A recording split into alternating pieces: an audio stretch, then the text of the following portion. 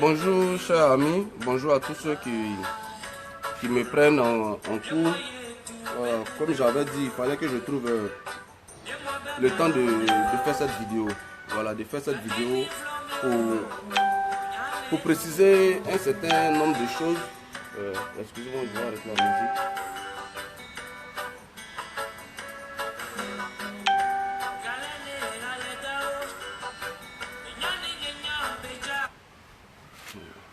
Donc, je tenais à remercier tous ceux qui sont déjà là et qui nous prennent, qui me prennent en marche.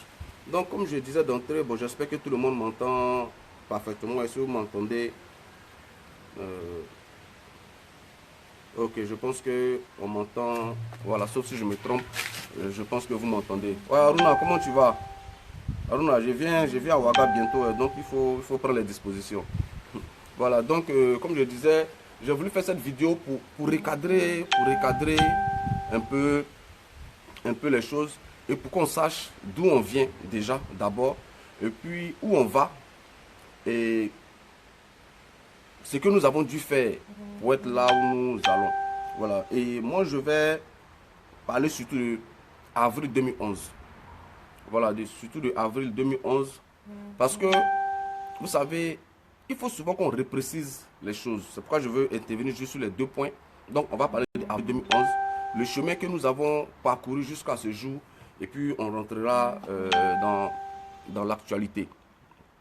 Vous savez, aujourd'hui, la situation fait que on ne regarde pas en arrière. Moi, j'ai vu beaucoup de gens qui sont aujourd'hui sur la toile, qui sont arrivés il y a un an, avec tout le respect que je leur dois pour ce qu'ils font, mais qui se permettent de donner des leçons au président Laurent Gbagbo, qui se permettent d'indiquer aux gens ce qu'ils doivent faire, qui se jouent les guerriers, des sons. Et je pense qu'il faut repréciser les choses, il faut resituer les choses dans leur contexte. Il faut vraiment situer les choses dans leur contexte. Rappelez-vous, les amis, avril 2011. Moi, je veux qu'on revienne à avril 2011. C'est avril 2011, le président Laurent Gbagbo est arrêté. Simone Gbagbo est arrêté. Afin Guessan, président du FPI, Sangara Aboudraman, tout le monde est enfermé en prison. Notre camp est décapité. Les plus chanceux sont en exil. Et il n'y a pas de journaux bleus. C'est-à-dire qu'on dit les journaux, il n'y a pas de journaux. C'est-à-dire que notre camp n'a aucun porte-voix. Il n'y a personne qui parle en notre nom. Avril 2011, le ministre Kone Katina n'est même pas encore désigné comme porte-parole du président Laurent Gbagbo. Parce qu'en ce temps-là, il n'était pas possible de rendre visite au président à Korogo où il était détenu. Il a fallu que des jeunes sur la toile se lèvent et se disent on ne peut pas laisser tomber le combat comme ça, il faut continuer. Et moi je me rappelle, moi en avril 2011, je regardais encore ça de loin. Bon, je ne regardais pas de loin, mais avant avril 2011, je regardais ça de loin. Et il y avait ces jeunes, moi j'étais à leur rendre hommage, que ce soit Claudius Quadio, que ce soit Lala Soumaoro, que ce soit un autre qui avait un compte, Mossi Draman. Il y avait aussi la radio Abidjan Talk avec Mel, Essis et tous les camarades. Il était important pour nous de maintenir la flamme de la lutte en l'absence de nos leaders, le temps que les choses puissent rentrer dans l'ordre. Et c'est comme ça, ces gens-là se sont battus. En 2011, là, c'est là qu'il y avait le vrai risque. Parce qu'à Accra, quand tu te promenais, même quand tu croisais un Ivoirien, tu ne savais même pas si tu devais lui adresser la parole. Parce que tout le monde était suspecté. En Côte d'Ivoire, c'était la chasse à l'homme.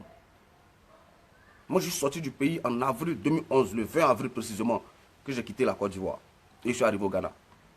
Tous nos leaders, bonjour Félix, comment tu vas? Tous nos leaders se terraient. C'est-à-dire que tu arrives à Accra, tu sais que tout le monde est là, mais tu ne vois personne. Personne n'est disposé même à te donner son numéro de téléphone. Tu ne vois personne, chacun dans son coin. Et on a commencé le travail sur la toile. Mais c'était dur. Parce qu'il y avait des informations folles qui couraient de partout. On disait, ah, Annie Tchele a été tué, Serge Kassi est mort, Blé Goudé est mort. Il y avait même une vidéo qui circulait sur Facebook où on prétendait que c'était Blé Goudé qui était là, Blé Goudé est mort, Serge Kassi. En fait, tous les leaders de notre camp étaient soit morts, en tout cas selon la rumeur, et en prison. En ce moment-là, il fallait trouver les ressources pour dire non, même si on n'a pas de leader, on n'a personne pour nous guider, il faut maintenir la flamme. Et ce travail-là, mais ça a été fait. Moi, je me rappelle, en ce moment, Claudius était au Togo, je crois, avec Chris. Je dis les gars, continuons. Et on a même créé des petits cercles avec Wazi, qui sont les premières personnes avec qui j'ai commencé à discuter sur Facebook. Wazi dans le temps, Loving et autres. Et en tout cas, il y a d'autres qui l'ont fait. Moi, je parle de ceux que j'ai vus. Et par petits cercles, on a essayé de maintenir la flamme à travers les réseaux sociaux. C'était ça le but.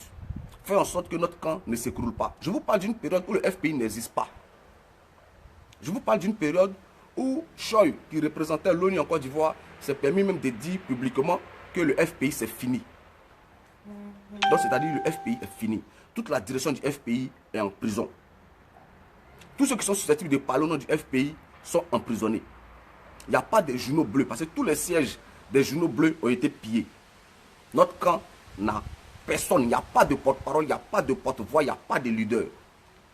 C'est à cette période-là que des jeunes, et je le dis avec fierté, dont je fais partie, se sont levés pour dire non, il faut maintenir la flamme, il faut continuer. Quitte à ce que après d'autres personnes nous rejoignent. Pour nous, on regardait la posture du président Laurent Gbagbo, on s'est dit, c'est Gbagbo qui est notre leader, donc on le défend et on continue. Je vous parle d'une période où le ministre Charles Blé Goudé, Stéphane Kiple, Damara Picasso, tout cela étaient encore en exil. Mais chacun se cachait. En Côte d'Ivoire, on ne pouvait même pas dire que je suis FPI, pour cette raison, je suis pro Gbagbo. On brûlait, c'est la période où on brûlait tout ce qui pouvait rappeler que l'on était pro Gbagbo. Les t-shirts de campagne, même les cartes d'étudiants, même le simple fait de détenir une carte d'étudiant était un signe de son appartenance au camp Gbagbo. Donc on brûlait tout ça. C'est à cette période-là qu'il fallait avoir le cœur à l'ouvrage. Il fallait prendre son courage à deux mains pour dire non, on ne peut pas laisser les choses mourir ainsi. Et c'est comme ça qu'on s'est organisé.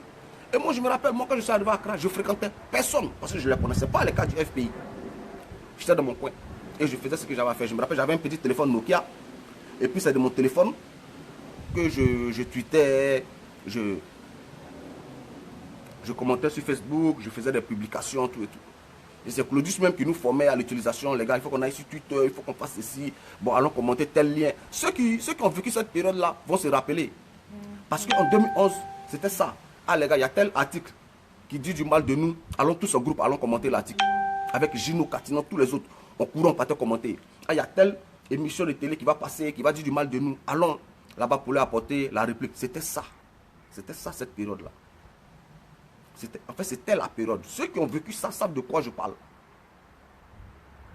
Et petit à petit, les choses ont commencé à rentrer en ordre. Moi, je me rappelle, c'est le grand frère Abdallah Daniel Koulibaly qui est devenu aujourd'hui homme de Dieu. C'est lui qui m'a déniché un jour à Accra. Il m'a dit, Steve, c'est pas normal que tu arrives à Accra et tout le travail que tu fais, que tu sois dans ton coin.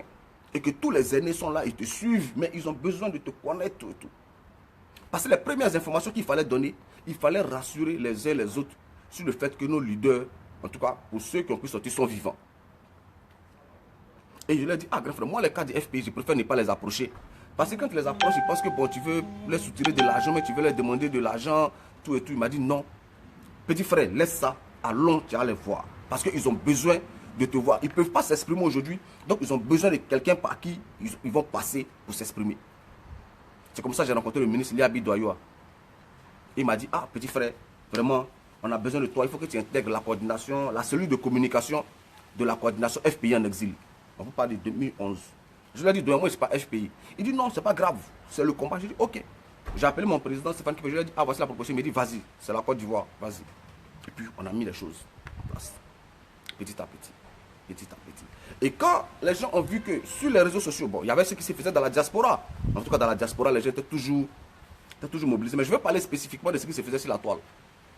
Et c'est comme ça, le premier meeting du FPI a été organisé, je crois, en septembre 2011 par le député Yao Yao, je ne sais pas si c'est Jules, mais il s'appelle Yao Yao, de Koumassi. Il a été le premier à se lever pour dire non, le FPI ne peut pas mourir, il faut que j'organise un meeting. C'était à Koumassi, c'était septembre 2011. C'était le premier meeting du FPI après la crise. Mais c'était une situation à risque. C'était de savoir est-ce que les gens pouvaient sortir pour aller assister à un meeting du FPI dans cette période-là. Et je me rappelle, dans le temps, nous approchons les jeunes, on n'a pas de... les journaux, heureusement, commençaient à revenir, Notre Voix, Nouveau Courrier, Le Temps. On commençait de plus en plus à prendre confiance un peu. Mais il fallait continuer de galvaniser. Et il nous a dit, est-ce que vous pouvez me soutenir pour ce meeting? J'ai dit, pas de problème, nous on te soutient. Et on a mis en place des petits groupes pour mobiliser. Et c'est là le premier meeting s'est tenu, septembre 2011, du FPI après la crise. Et quand l'essai a été conclu, on s'est dit, si on a pu faire un meeting en 2011, c'est qu'on n'est pas mort. Si on a pu faire un meeting à Abidjan en plein 2011, c'est qu'il y a des raisons d'espérer dans la lutte que nous sommes en train de mener. Et c'est comme ça le meeting. Le député a organisé un deuxième meeting. Et puis, quoi Justin, les autres ont pris le relais. Rappelez-vous, c'est la période où tout le monde priait pour que Mamadou Koulibaly garde le flambeau de la lutte. Parce que c'est la période où Mamadou Koulibaly rentrait d'exil du Ghana. Et on s'est dit, ah c'est Mamadou Koulibaly, non, c'est que ça, c'est bon. C'est Mamadou Koulibaly, c'est que la lutte va continuer. Quand Mamadou Koulibaly est arrivé, il était reçu au Golf Hotel par Ouattara. On était tous désabusés, tous découragés parce qu'il racontait tout et n'importe quoi. Il racontait tout et n'importe quoi. Et on s'est dit, ah mais notre instrument de lutte qu'est le FPI va tomber entre les mains des gens qui ne savent pas ce qu'ils doivent en faire. Et c'était chaud. Il fallait donc, et on était dans une période où, comme il s'appelle, Mamadou Koulibaly voulait envoyer le FPI à un congrès. Parce que pour lui, il fallait changer le nom, il fallait changer l'idéologie du FPI. Et c'était le débat interne. Même au sein de la lutte, moi je me rappelle, on a eu des discussions enflammées sur la toile. Entre les pro-Mamadou Koulibaly et puis ceux qui n'étaient pas d'accord pour que ça se fasse ainsi. On estimait que ce n'était pas le moment d'envoyer le FPI à un congrès. Ce n'était pas le moment d'envoyer le FPI quelque part pour changer le nom, pour changer l'idéologie. Il fallait d'abord rassurer les Ivoiriens sur l'existence même de la machine politique qu'est le FPI. Mais le débat entre nous était houleux. Et puis Mamadou Koulibaly est parti. Et paix à son âme, le procès Miaka Oreto a pris la présidence du FPI, il était secrétaire général. Mais c'est cette période que moi j'appelle la période bouillante. Parce que les meetings étaient systématiquement attaqués. C'est la période où le RDR formait des jeunes. Et puis ces jeunes-là attaquaient les meetings. Et quand on leur disait, mais sécuriser le meeting, on nous dit non. Ils disaient, non, ce sont les victimes du FPI qui ne veulent pas accepter que le FPI tienne des meetings. Donc aller à un meeting, se lever pour aller à un meeting, c'était risquer même sa vie. Tous les meetings étaient attaqués. Il y a des meetings où il y a eu 2 morts à Yopougon. C'est de cette période-là que je veux parler. C'est la période où à Accra, les gens se faisaient enlever point oui ou point non. C'est-à-dire que tu marches dans les rues, on tombe sur toi, on te pense que tu es ivoirien, on te questionne, paf, on t'envoie en Côte d'Ivoire. C'était la période chaude. Ça, c'est ça la période chaude. C'est dans cette période-là que nous avons organisé à Accra, bon pas moi, mais les doyens, mais moi j'étais là pour couvrir la cérémonie, la première commémoration du 18 février à Accra. 18 février 2012, il fallait commémorer cette date-là. Et on l'a faite à Accra. Je me rappelle, c'est la période où naissait la radio, la voix de la résistance africaine. Et quand la radio est née, il fallait maintenant aller débusquer tous les aînés qui se cachaient pour leur dire, ah, on a un instrument où on peut s'adresser aux Ivoiriens, venez parler. Et comme moi j'étais en contact avec les amis dans l'époque, il y avait Flora l'Ivoirienne, Lovic Babo et d'autres dont j'oublie les noms, mais qui animaient l'Avra. Ils m'ont dit, Steve, tu es à Accra, débrouille-toi, mais mène-nous la main sur tous les doyens. Il faut que les Ivoiriens sachent que les doyens là sont vivants et qu'ils sont là. Parce que pour eux, tout le monde était mort, les gens avaient disparu. J'étais à Accra, il fallait qu'ils mettent la main sur Picasso. Mais c'est la période où personne ne te donne le numéro. Donc quand tu demandes à quelqu'un, est-ce que tu as vu tel de te dire, ah, je ne sais pas. Hein. Parce qu'on ne sait pas pour qui tu travailles. On ne sait pas qui tu es. Mais comme moi je connaissais le doyen Picasso, j'ai trouvé des canaux, je l'ai appelé doyen, il faut que tu parles. Et je me rappelle, lui, il ne vivait pas à Accra. Je ne dirais pas la ville où il était. Il m'a dit, bon, viens me trouver dans la ville où je suis. Je suis allé le voir. Je lui ai expliqué. Il m'a dit, ah, petit, dans cette période-là, tu penses qu'on doit parler du doyen. Il faut qu'on parle. Les Ivoiriens ont besoin de savoir que vous êtes vivant. Les Ivoiriens ont besoin de savoir que vous êtes toujours dans la lutte. Parce qu'une lutte qui n'a pas de guide, une lutte qui n'a pas de leader, c'est une lutte qui est morte. Il m'a dit, ok, ce jour-là, on est rentré à Accra ensemble. Et je me rappelle, c'était la nuit. Je ne sais plus qui était l'animateur de l'Avra.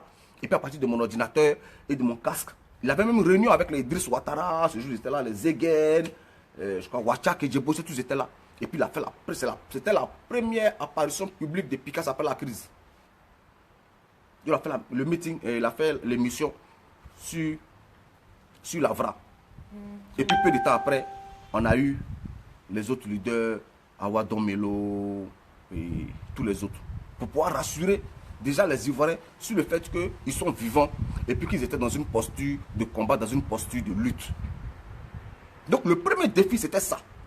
Oui, Bobo Djoulasso, merci Michel Le Manoir, qui faisait un travail aussi très très remarquable sur la VRA. Donc c'était l'époque où il fallait redonner espoir aux Ivoiriens dans le fait que nous venons de perdre une bataille, mais que nous n'avons pas perdu la guerre. Et qu'on avait toujours des dirigeants dignes, on avait toujours des gens mobilisés.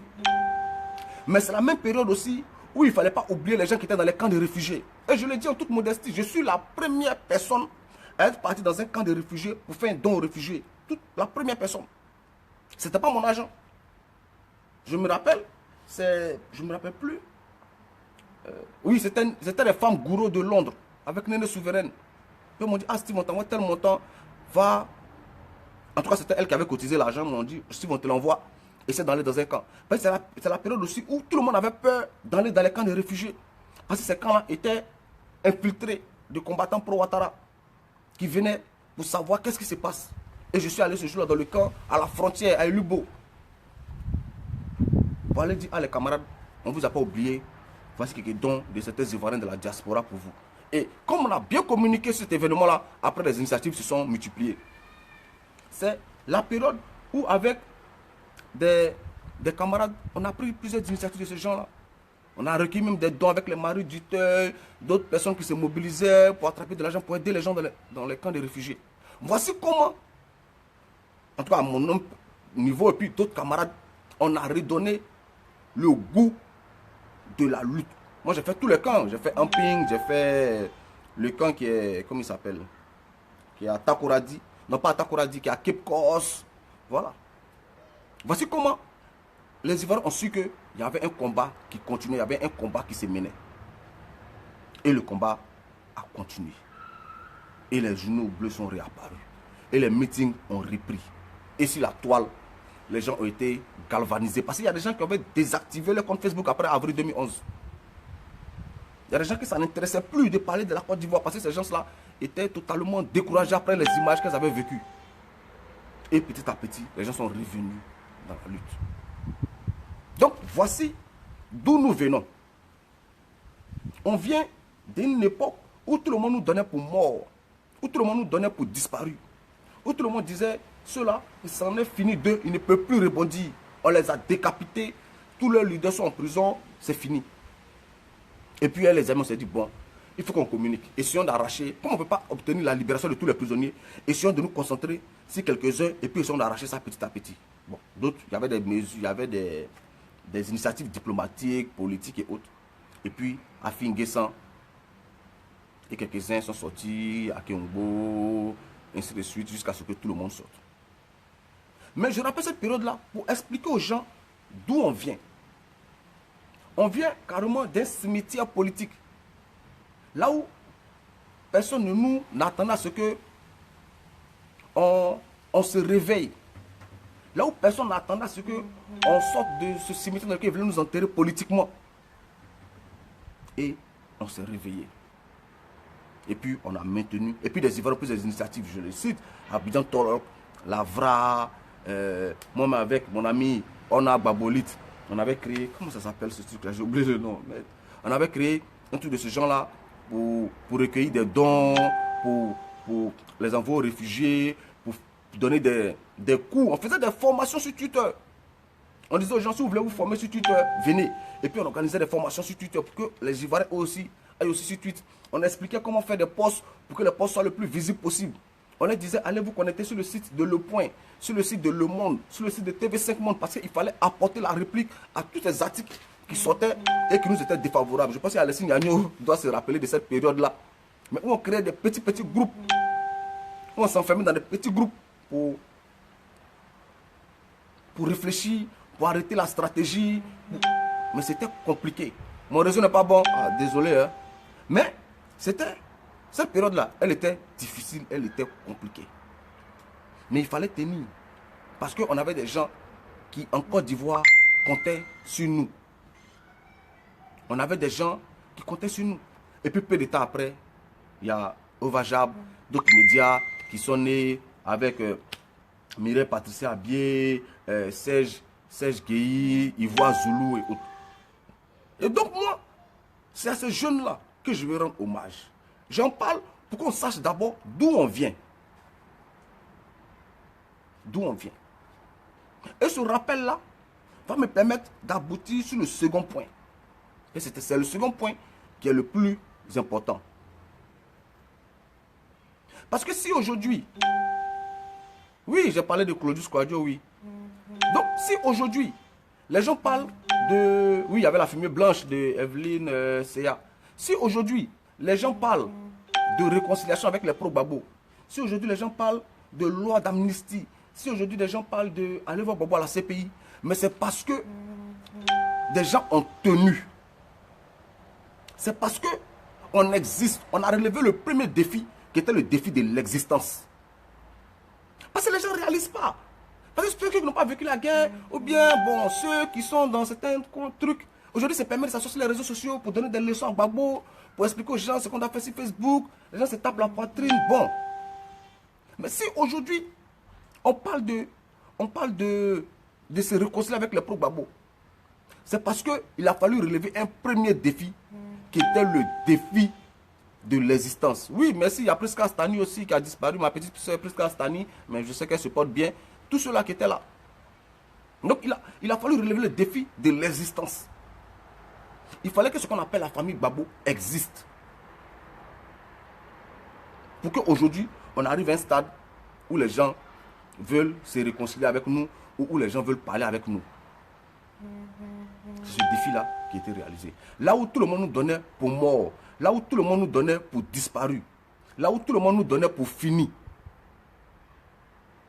c'est ce défi-là que nous avons réalisé. Et moi, je tiens à saluer tous les camarades qui ont aidé à réaliser ce défi-là. Le premier défi, c'était ça, l'existence. Le deuxième défi, c'était la réorganisation de la résistance. Réorganiser les choses.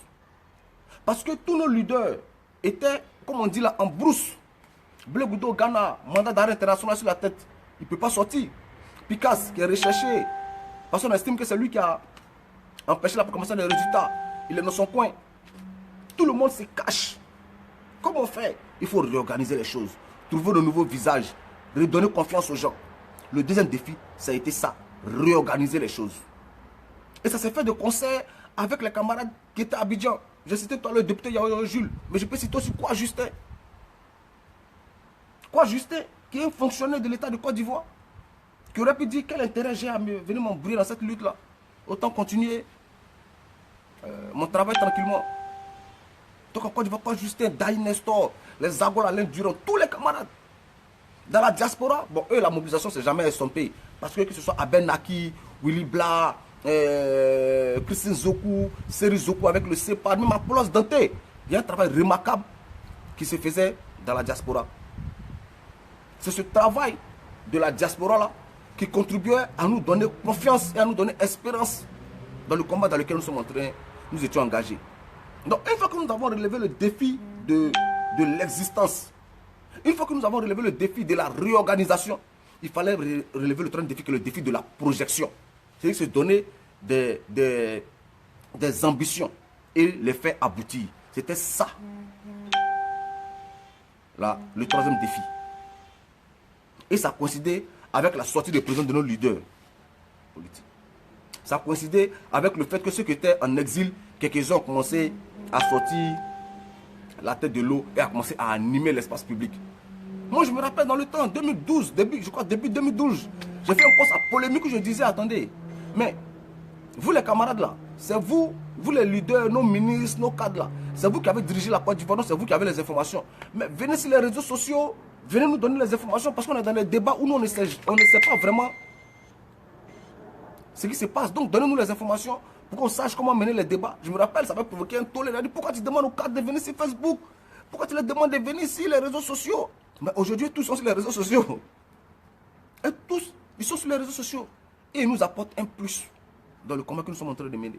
Parce que quand je lis quelqu'un comme le ministre Kaye, quand je lis Awa Domelo, quand je lis Katina Kone, quand je lis, voilà, ça me réconforte dans le fait que je me bats aux côtés des gens qui sont toujours prêts. C'est ça. ce défi-là qu'il nous fallait relever. Et donc si aujourd'hui, les gens s'asseyent et qui disent il faut qu'on se réconcilie avec les pro-Gbagbo, il faut qu'on aille voir Gbagbo à la CPI. Chacun de vous là doit payer un vin, doit tuer un poulet, doit se féliciter pour dire que grâce à moi, grâce à ma contribution, grâce à ma petite pierre à l'édifice, on a pu exister, on a pu passer le cap de 2011 et on existe. Parce qu'on ne se réconcilie pas avec le néant. Donc c'est déjà reconnaître notre ténacité. C'est reconnaître que là où les gens auraient baissé les bras, on a vu Sankara, son parti a disparu, on n'en parle même plus. On a vu au Ghana, Kwame Nkrumah, on ne parle plus de son parti. Donc, c'est grâce à nous tous, chacun à son petit niveau, qu'on est là aujourd'hui et on parle de se réconcilier avec nous. Donc, ça me permet d'arriver au deuxième point de mon intervention en ce qui concerne la réconciliation. Donc, quand quelqu'un comme Soro Guillaume, rappelez-vous des déclarations de Soro Guillaume. Il y a une vidéo de Soro Guillaume où je me rappelle l'état-major, il disait il y a des gens qui disent qu'ils vont faire coup d'état, ils ne peuvent pas faire coup d'état. C'est nous, on sait comment on fait coup d'état en Côte d'Ivoire. Parce que les gens disent, ou ce qu'on a celui qui disait oh, il y a eu beaucoup de morts à l'ouest, c'est parce que les guerriers aiment se jouer les courageux. Ou lorsqu'on demandait une justice équitable, on nous riait au nez. Et on nous riait au nez, où les gars étaient arrogants. Mais comme pas possible. Où Alain Lobognan se disait, je vais faire disparaître politiquement le FPI. Bon, lui, Alain Lobognan, lui menaçait de faire disparaître le FPI politiquement. Voilà. Lui, Alain Lobognan, bon, il ne s'est même pas si un bac plus 4. Lui, il allait faire disparaître quelque chose qui était créé par des professeurs d'université, des puissants intellectuels. Mais c'était la période de l'arrogance. Parce qu'ils venaient d'avoir le pouvoir. Ils étaient sûrs de leur force. Mais c'était sans compter avec la petite détermination du travail de fourmi abattu par les Ivoiriens. Et l'arrogance est passée. Et aujourd'hui, on parle de réconciliation. Et nous, on parle même de loi d'amnistie. On parle d'aller voir Gbagbo. Celui qui était fini, le dictateur sanguinaire, comparable à Hitler. On dit on va aller voir Gbagbo à la CPI. Et je vois des gens qui font des vidéos bêtes, excusez-moi du thème, mais des vidéos connes. Non, Soro Guillaume m'a rencontré, Nadi Bamba, il s'en va Gbagbo. Je dis, il ne faut pas infantiliser le président Laurent Gbagbo. Il ne faut pas infantiliser le président Laurent Gbagbo. Et je le dis à chaque fois. Quand des gens prétendent que le président Laurent Gbagbo est manipulé par quelqu'un, je dis, mais c'est une insulte au président. C'est une insulte à son histoire, c'est une insulte à son parcours. Parce que quelqu'un que les États-Unis n'ont pas pu manipuler, quelqu'un que la France n'a pas pu manipuler, bon, je ne sais pas, c'est qui va le manipuler? Quelqu'un qui on dit, Obama t'appelle, puis il dit, je ne décroche pas, parce que c'est ce qu'il va me dire, ça ne m'intéresse pas. Bon, un tel individu-là, qui va le manipuler? Qui va le manipuler?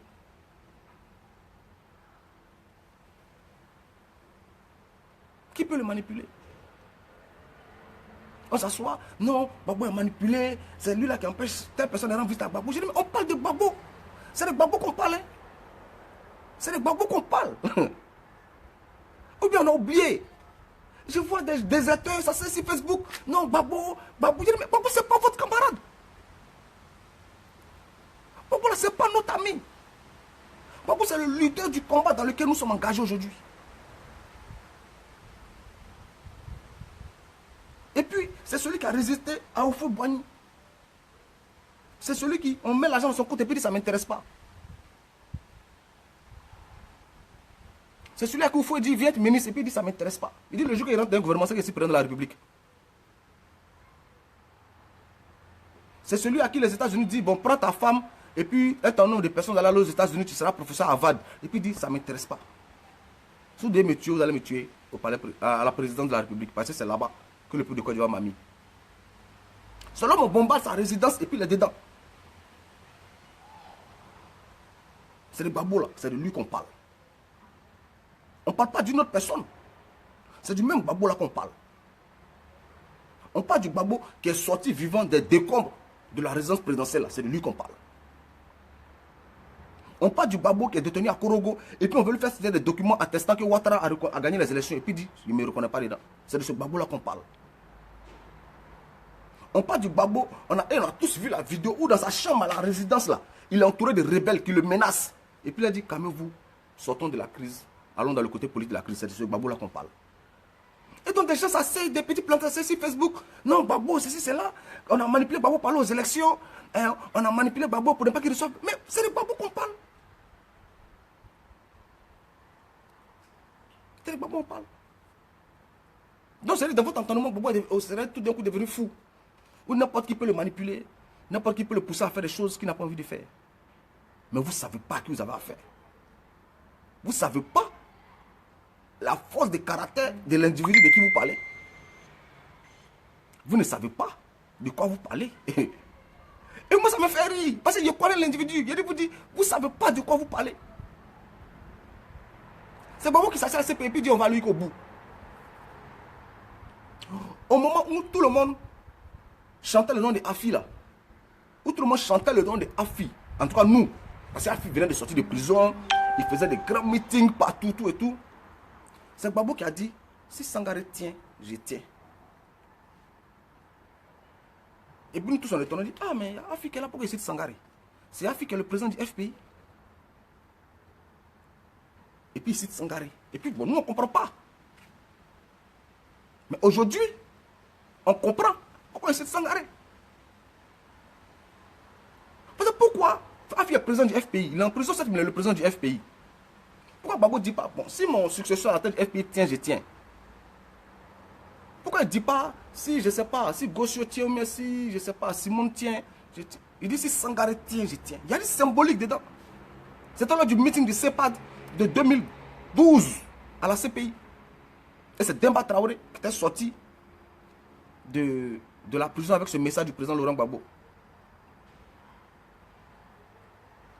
Mais aujourd'hui, le président nous éclaire sur pourquoi le président disait si Sangaré tient, je tiens. Et aujourd'hui, ce type-là est là, et puis ils sont là. Non, Gbagbo est manipulé, telle personne manipule Gbagbo, lui là manipule Gbagbo, lui là manipule Gbagbo. Gbagbo que Obama n'a pas pu manipuler. Gbagbo que Sarkozy n'a pas pu manipuler. Gbagbo qui n'a pas cédé face aux bombes, c'est-à-dire que face à la mort.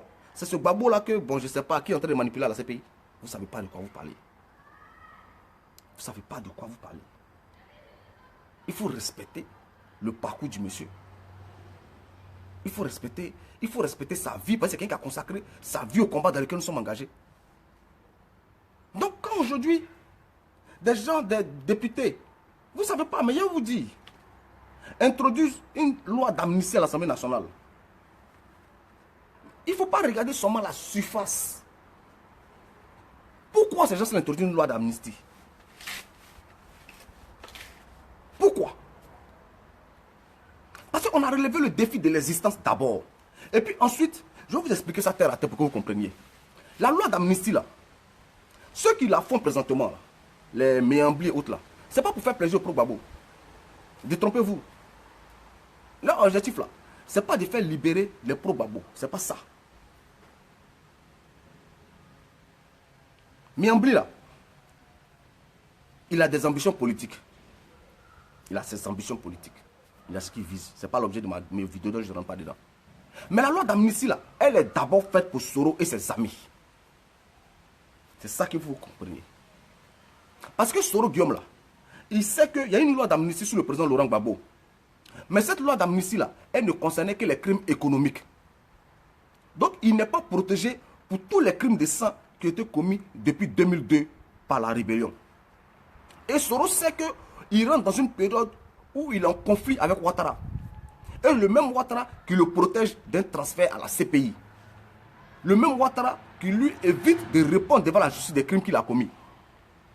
Donc le seul moyen pour lui de se protéger d'un futur transfert à la CPI, c'est d'obliger l'Assemblée nationale à voter une loi d'amnistie. Ce n'est pas pour nous qu'il le fait. Et ce n'est pas pour nous. C'est pour lui-même se protéger. Parce qu'il sait que Ouattara peut se débarrasser de lui pour ça. Il vous faut réfléchir, étudier l'histoire pour comprendre. Prenons l'exemple de Bemba.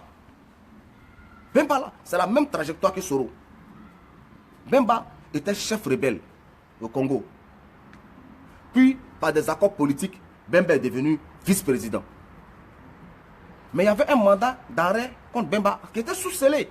C'est-à-dire quand on dit sous-scellé, ça veut dire que le mandat d'arrêt n'est pas rendu public. Et puis Bemba était vice-président du Congo. Puis Bemba se promenait. Et puis un matin, il allait voir sa famille en Belgique. Le même matin, ils ont enlevé le scellé sous le mandat d'arrêt. Ils l'ont pris, ils l'ont fermé là, CPI. Ils l'ont condamné. Vous comprenez? Donc, de la même manière que Soro se promène là, un matin, il suffit que Ouattara le veuille là. Un matin, la CPI lève le scellé, on l'attrape dans n'importe quel pays au monde, on le transfère à la CPI. C'est ce qui était passé pour Bemba. C'est pas autre chose, c'est ce qui s'est passé pour Bemba. Bemba a été jugé. Bemba était vice-président. Il avait signé des accords avec le pouvoir, il était vice-président du Congo. Donc il pouvait penser que c'était fini. Le problème est réglé. Mais il était transféré à la CPI. Il est là-bas, il purge sa peine. Donc tant qu'il n'y a pas une loi d'amnistie qui va plus ou moins effacer les crimes de Soro Guillaume, il est à la merci de Ouattara. Il est à la merci de Ouattara. On a vu ici à Paris, lorsque la juge Kéris voulait l'arrêter, qui l'a sauvé? C'est Ouattara qui l'a sauvé. Il a fallu que Ouattara envoie un avion, envoie un dossier pour dire qu'il est en mission officielle, là où, alors que c'était un voyage privé, pour dire qu'il est en mission officielle, pour qu'il puisse regagner la Côte d'Ivoire. Donc, dès l'instant où Soro n'est pas protégé par une loi d'amnistie, il est à la merci de Ouattara. Et c'est pourquoi, lorsqu'il veut dire je vais aller demander pardon à Gbagbo, il est obligé de mettre aussi le nom de Ouattara et le nom de Bédié dedans, à qui il n'a rien fait.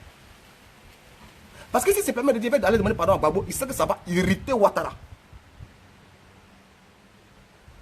Il sait que ça va énerver Ouattara. Et si ça énerve Ouattara, Ouattara peut régler son problème rapidement. Donc l'obligé de dire, je vais demander pardon à Bédié. Enfin, dans la phrase là, il faut enlever Bédié, il faut enlever Ouattara. La seule personne à qui Soro veut s'adresser là, c'est Gbagbo. La seule personne à qui Soro veut parler là, il a envie de dire, je vais aller demander pardon à Gbagbo. C'est ce qu'il a envie de dire. Mais dans la situation dans laquelle il est là, il ne peut pas le dire. Donc il est obligé de mettre, je vais demander pardon à Bédié, je vais demander pardon à Ouattara. Tu as fait quoi à Bédié? Tu as fait quoi à Ouattara? Parce qu'on est dans la politique. On est dans la politique qui est le haut lieu de la ruse, de la feinte, de l'esquisse. Donc nous, on dit, en tout cas moi, notre opinion c'est de dire, soit on juge, depuis 2011 on demande une justice impartiale, qui est de dire il faut juger tout le monde, il faut mettre tout le monde sur le même pied d'égalité. Visiblement que ce soit à la CPI ou la justice en Côte d'Ivoire, ceux-là refusent de nous offrir une justice équitable. Donc on dit, bon, à défaut, prenez une loi d'amnistie pour libérer tout le monde. Pour libérer tout le monde. C'est dans ça que nous sommes actuellement. Comme on dit à Abidjan, c'est dans ça qu'on est. Et c'est pourquoi ils rendent visite à Abidjan. Parce qu'ils savent qu'à l'Assemblée nationale, les députés RDA vont s'opposer au vote d'une loi d'amnistie. Parce qu'ils sont les plus nombreux. Donc il faut essayer de tourner pour remonter certains. Donc ça court au sein des Bédié pour voir si les députés PDC peuvent l'accompagner. Est-ce que ces députés du 3 avril peuvent l'accompagner? Est-ce que les Yasmina, les Vox Populi peuvent l'accompagner? Ainsi de suite. Parce que l'objectif c'est de présenter Ouattara comme celui qui ne veut pas de la paix et de la réconciliation. En privé, Soro a dit à des gens que Ouattara lui avait promis que tous les prisonniers allaient être libérés après les élections de 2015. Il a dit en privé à des gens. Et que Ouattara n'a pas tenu parole, et lui il est découragé parce qu'il pense qu'il faut aller à la réconciliation, il faut aller à la paix. Vous comprenez? Donc, il faut éviter de faire croire aux gens que Gbagbo ne va pas recevoir Soro Guillaume. Le président Gbagbo ne va pas le recevoir. Parce que Soro là, dans la réconciliation là, ce n'est pas notre interlocuteur. Soro n'a pas l'argent pour payer une calache. Vous comprenez? Soro n'a pas l'argent pour payer une calache. Donc on ne peut pas parler de réconciliation et Soro. Il peut être un des acteurs de la réconciliation, mais il ne peut pas être l'interlocuteur de Gbagbo dans la réconciliation. Mais il est dans son travail de communication. Et nous on sait où on va, mais ce n'est pas tout aussi qu'on expose sur la place publique dès le premier. Donc on regarde. Mais il ne faut pas se laisser distraire. Et cette vidéo même là, j'ai envie de dire trop de choses qu'on ne doit pas mettre sur la place publique. Mais le président Laurent Gbagbo va être libéré. On est dedans. Il va être libéré. C'est pour ça qu'on est là. Et puis s'il est libéré, on va aller à une autre étape. Et puis on va parler d'autres choses. Mais pour le moment, ceux qui font des vidéos font croire que Nadi Baba a croisé Soro, Soro a croisé Babou. Ils n'ont qu'à arrêter de se masturber sur les réseaux sociaux. Nadi Baba n'a jamais croisé Soro. J'ai pas envie de me faire le porte-parole de Nadi Baba parce que je ne la connais pas, je ne la fréquente pas au quotidien. On parle, mais je ne la fréquente pas au quotidien. Mais c'est faux. Et je vais vous expliquer une chose. Soro ne va pas aller à la CPI. Parce que Soro Guillaume sait qu'il y a un mandat d'arrêt de la CPI contre lui qui est sous scellé. Donc pourquoi il va aller se vendre lui-même à la CPI? S'il est là-bas, la Ouattara peut appuyer sur le bouton, puis la CPI le garde. Qui est fou? Non, il faut arrêter de se faire peur. Et puis de vouloir donner des leçons de politique à Babou. Voilà, c'est de Babou qu'on parle, quoi. On va se mettre sur la place publique. Non, j'ai donné des leçons politiques à Babou. Parce que Babou devait faire. Toi, tu as dit à Babou ce que lui devait faire. Oh, vraiment. Les gens ne sont pas sérieux. Bon, toi, tu vas dire à Babou ce que lui devait faire. Bon. Toi, tu as eu pour ministère de défendre le pays. Tu n'as pas pu défendre le pays. Tu as assez de nous ici. Tu as dit à Babou ce qu'il devait faire. Toi, il faut faire ce que tu devais faire d'abord.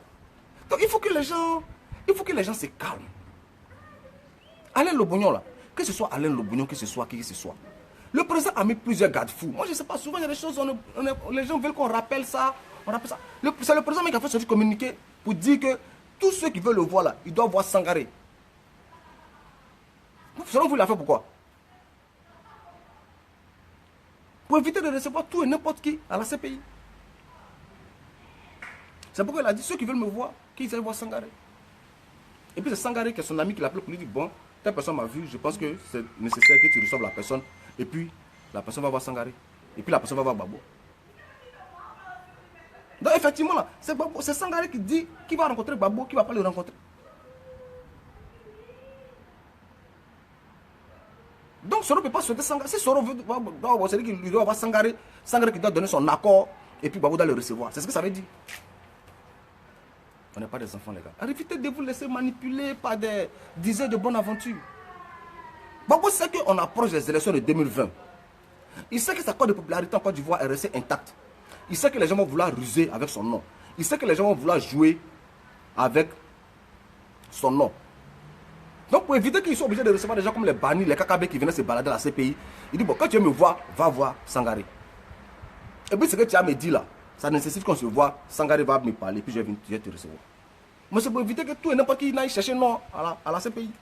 Regarde aujourd'hui, il y a des photos qui circulent sur Facebook où on voit 5 députés au sortir de l'audience avec le président Babou. Ils sont contents comme ça de prendre photo, ils ont vu le Père Noël. Mais c'est de Babou on parle. On parle de quelqu'un qui a accusé des crimes contre l'humanité. Voilà, c'est-à-dire que la personne est jugée pour crime contre l'humanité. Et vous verrez de voir la personne, vous êtes content comme ça, on a des enfants qui viennent de recevoir les cadeaux, vous prenez des photos devant comme ça. Il faut que tout le monde voit que vous avez vu. Parce que ça veut dire que vous-même là, la joie que vous affichez sur votre visage là, les congratulations que vous faites là, ça contredit déjà la thèse même du procureur. On est en politique, c'est pas tout on dit sur la place publique. C'est pas tout on dit sur la place publique. Quand des députés de cette législature là finissent de voir Babou, puis ils sont contents là. Pour vous là, ça signifie quoi? Quel est le gain politique dedans? Oui. Donc il faut qu'on reste serein. Aujourd'hui, on est en bonne posture pour obtenir la libération de nos gens. J'ai vu des gens même faire des vidéos bêtes pour dire non, mais on va libérer Babou là. Est-ce Blé Goudé? Est-ce que ça concerne Blé Goudé? Donc vous ne parlez pas de la libération de Blé Goudé. Et puis il y a des gens qui mordent à ça. Il y a des gens qui mordent à ça. Non, c'est vrai. Est-ce que c'est Babou sort? Mais pourquoi les gens ne parlent pas de la libération de Blé Goudé? Mais les amis, c'est une demande de liberté conditionnelle. La demande de liberté conditionnelle là, elle est individuelle. Vous voyez? Et puis il suffit de demander. Les avocats de Blé Goudé là, ils sont avec nous au quotidien sur Facebook. Celui qui dit, ah grand frère, moi j'ai écrit, il a écrit à Maître Zokou, il a dit, mais doyen, Blé Goudé là c'est comment? Il dit non, nous on n'a jamais introduit de demande de liberté conditionnelle. Blé Goudé n'a jamais introduit de demande de liberté provisoire. Bon, comment vous voulez qu'il soit libéré? Quelqu'un qui n'a jamais introduit de demande de liberté provisoire. Quelqu'un qui dit que pour le moment là, ça ne l'intéresse pas d'introduire une demande de liberté provisoire. Bon, vous voulez qu'il soit, que ce soit, bon je ne sais pas. Et vous voulez plus son bien que lui-même. Et puis en plus de ça, vous savez que pour obtenir la liberté conditionnelle là, c'est des arguments propres aux détenus qu'on avance. C'est-à-dire qu'il ne peut pas avoir de liberté conditionnelle collective. Pourquoi? Parce que c'est des demandes individuelles. Et les arguments qu'on avance pour demander la liberté, là, ne sont pas les mêmes arguments qu'un autre peut avancer. Par exemple, quand Babo veut demander la liberté, il dit, bon, j'ai duré en détention, je suis vieux, je suis malade, et tout, et tout, et tout, et tout. Et ce bloc de peut s'asseoir pour dire, bon, je suis vieux, je suis malade.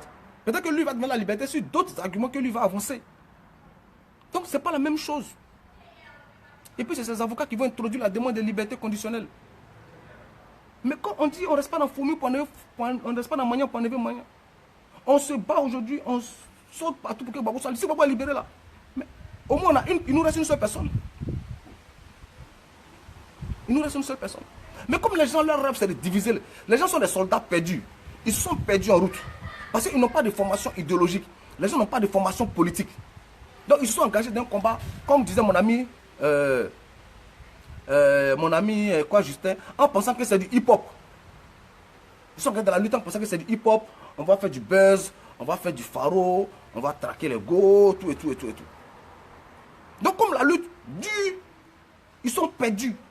Ils n'ont plus de repères. Donc ça tire, ils sont devenus des flingueurs dans tous les sens. Il faut tirer partout pour faire du bruit. Donc ça tire partout. Ça fait ceci, cela. Il faut rester serré.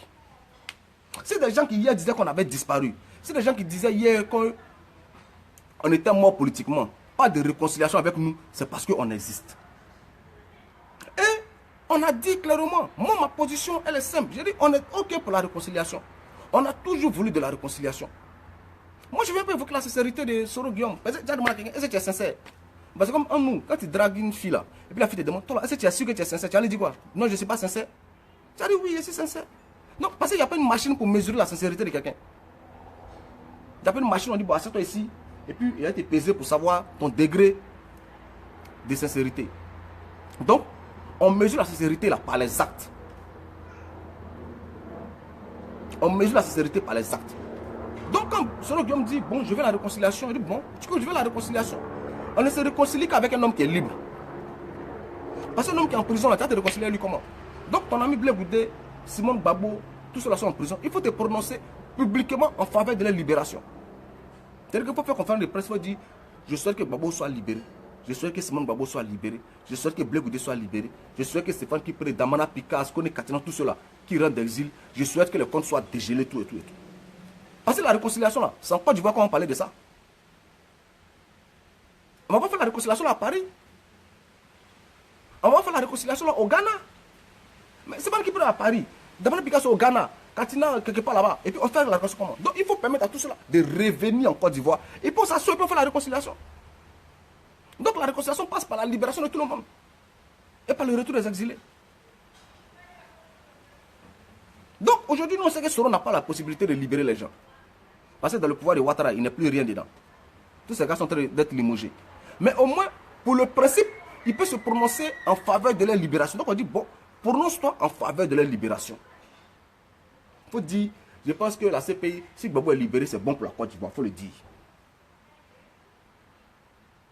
Il faut dire, pour la CPI, je pense que si Blé Goudé est libéré, c'est bon pour la Côte d'Ivoire. Il faut le dire. Il faut le dire simplement.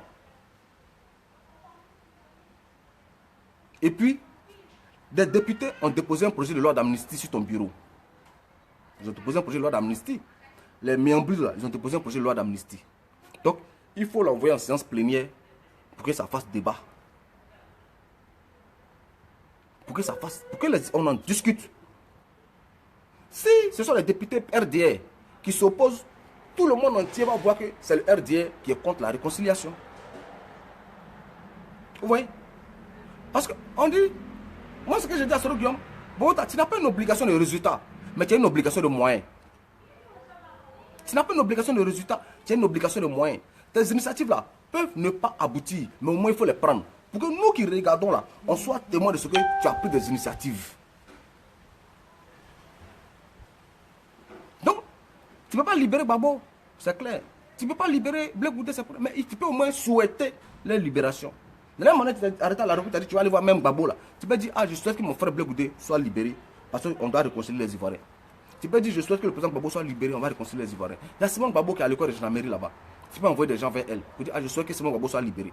Fais ça, et puis, le projet de loi d'amnistie qui est sur ta table en tant que président de l'Assemblée nationale, envoie-le en séance plénière. Et puis nous, on va savoir que tu viens de poser 2 grandes actions qui prouvent que tu es sincère. Puis on va commencer. Mais tant qu'il n'y a pas ça, que c'est des discours, des conférences de presse, des trucs, ça ne nous intéresse pas. Ça ne nous intéresse pas. Ça ne nous intéresse même pas.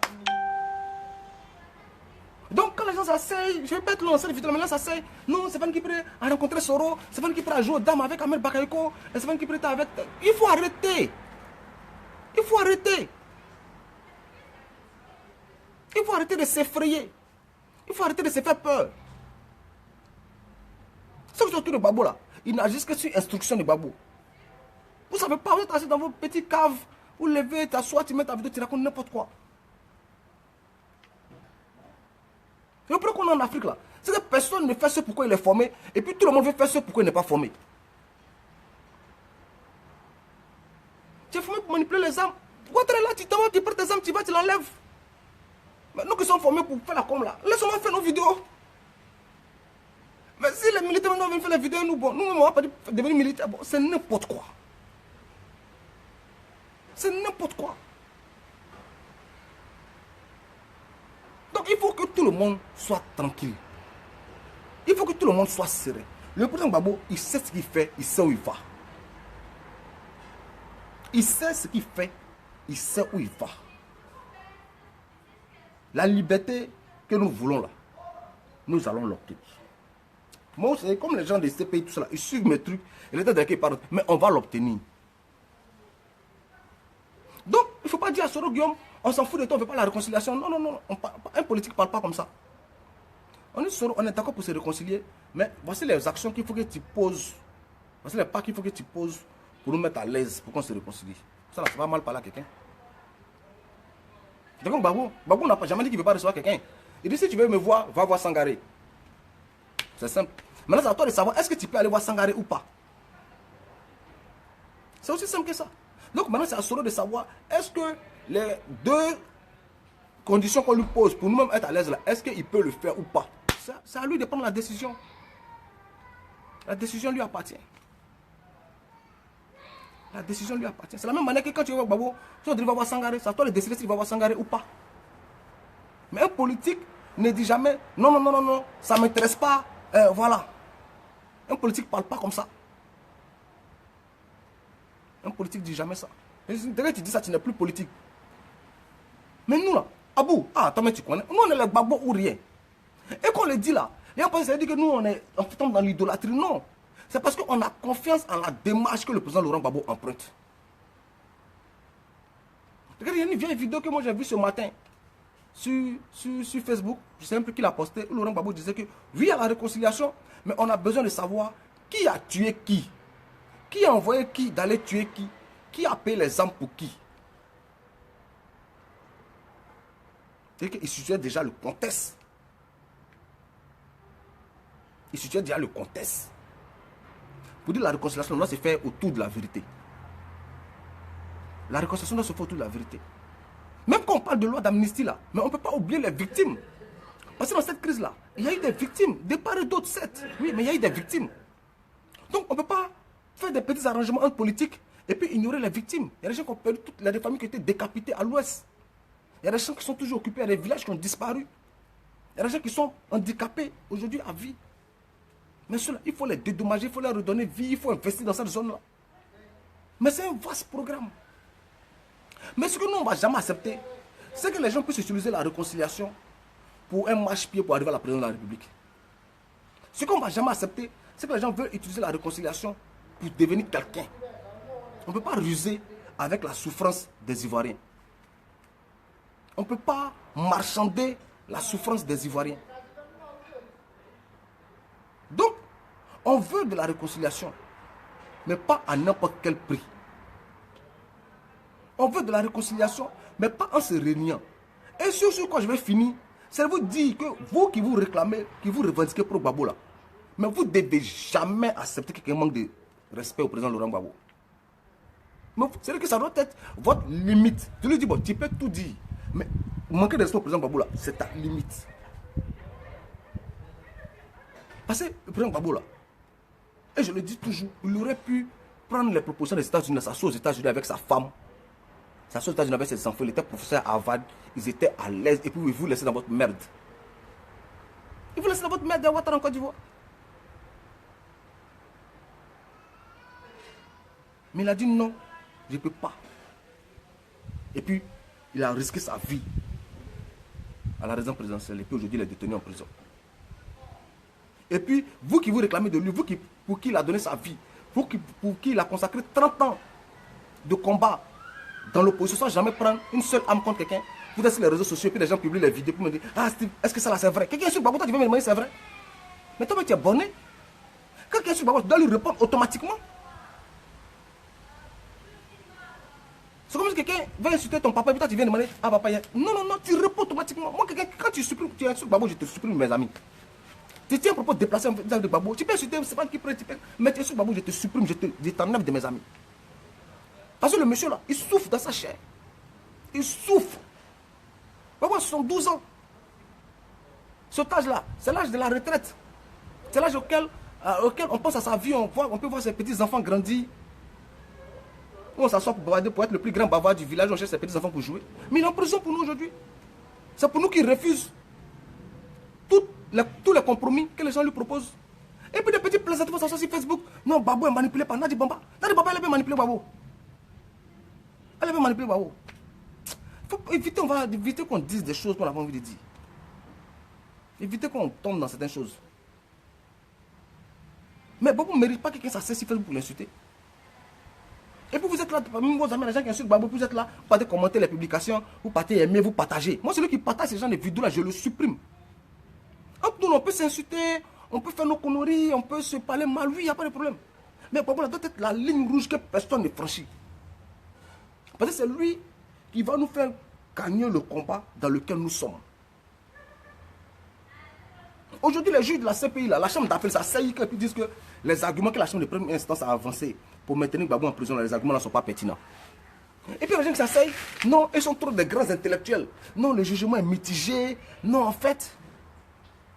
Vous parlez de quoi même? Bon, si les juges de la chambre d'appel, là, s'ils disaient que Gbagbo, tu nous emmerdes, les arguments que les juges de première instance ont avancés pour te maintenir en prison, là, sont fondés, va rester en prison là-bas. On allait les faire quoi? On peut les faire quoi? On peut leur faire quoi? Le juge de chambre d'appel là, s'il dit bon, mais ta requête que tu as envoyée là, elle n'est pas recevable. Gbagbo reste en prison. On va leur faire quoi? On peut leur faire quoi? Rien, on allait se retrouver entre nous ici pour les insulter. Juge Daniel, c'est là, ils sont méchants. Et puis c'est fini pour Gbagbo en prison. Mais quand les juges l'analysent et puis disent que il faut que la chambre de première instance se prononce encore. C'est une victoire grandiose pour nous. Parce qu'on n'a aucun moyen de pression. On met le peuple là. On n'a aucun autre moyen de pression. Mais c'est parce qu'on tient. C'est parce qu'on est là. C'est parce qu'on se mobilise. On va là. Et c'est parce qu'on fait vivre notre camp. On fait vivre notre version de l'histoire. C'est pourquoi les juges là sont obligés de faire attention à nous qui prenons les décisions. Souvent les gens disent, non, les juges là veulent nous blaguer. Ils veulent ruser avec nous. Oui, supposons même qu'ils veulent nous blaguer. Mais est-ce qu'on blague quelqu'un qui pèse rien? Est-ce qu'on ruse avec quelqu'un qui ne représente rien? Quand tu veux ruser avec quelqu'un, c'est que la personne représente quelque chose. Et puis tu ruses. Parce que quand quelqu'un ne représente rien, là, tu piétines la personne, tu passes. Mais quand on ruse avec quelqu'un, là, c'est parce qu'on se rend compte que la personne pèse quelque chose. Donc il faut blaguer la personne. Comme on dit. Donc même s'ils sont en train de ruser avec nous, là, c'est parce qu'ils ont pris conscience de notre force qu'ils sont en train de ruser avec nous.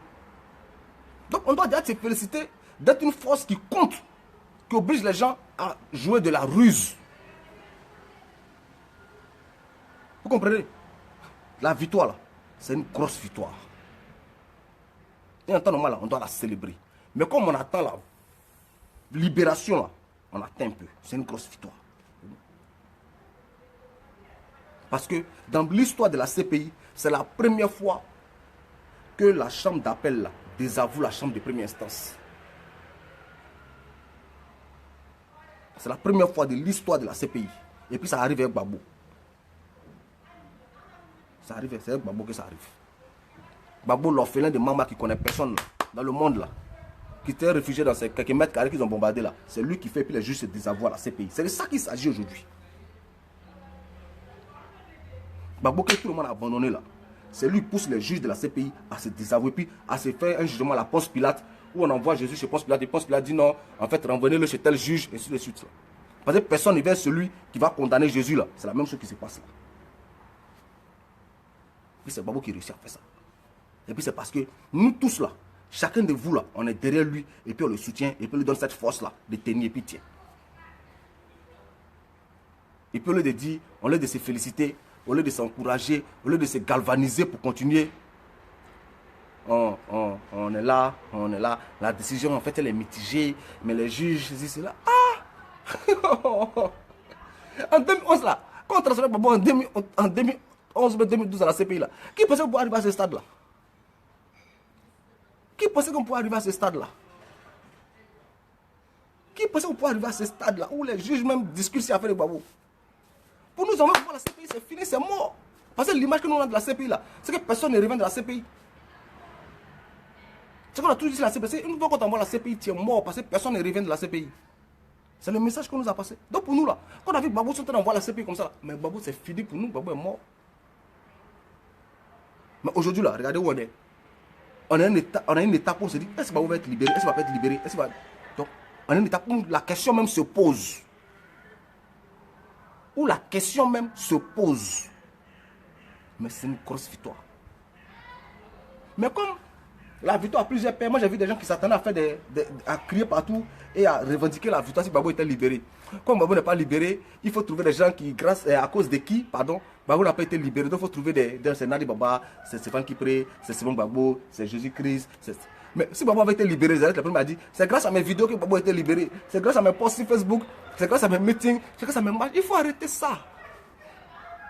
Il faut arrêter ça. Où est les amis?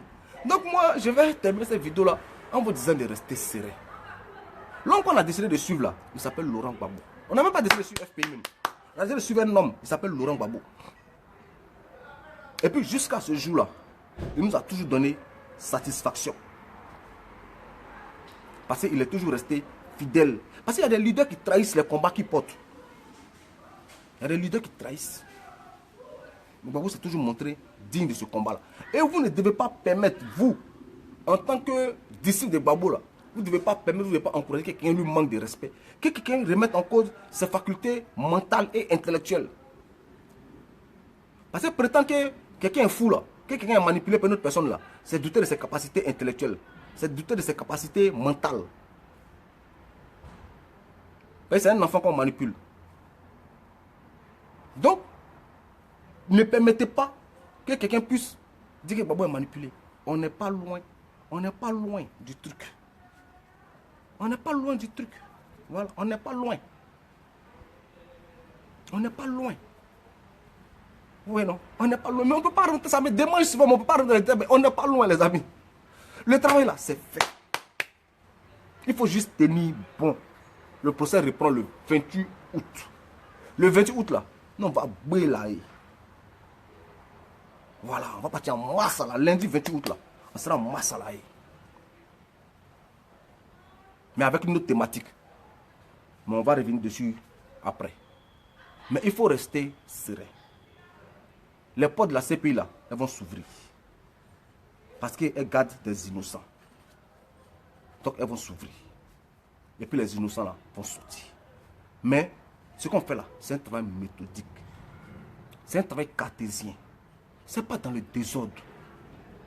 Il y a des boutons à appui. Il y a des choses qu'il faut toucher. Il y a des conditions qu'il faut remplir. Ça se fait doucement. Doucement. Doucement. C'est ça qui est vrai. C'est pourquoi, je vous dis souvent, n'écoutez pas les charlatans, n'écoutez pas les diseurs de bonheur. C'est pour ça qu'il ne fait pas vidéo. C'est pourquoi il ne fait pas vidéo aussi. Parce que quand il fait vidéo, chaque jour, il va la faire, commence à dire des conneries dans les vidéos. Mais regardez, suivez la direction dans laquelle nous allons. Moi, je ne vais pas parler de AFI. Ça ne m'intéresse pas, les amis. Je vous ai déjà dit depuis le temps, je ne parle plus de AFI.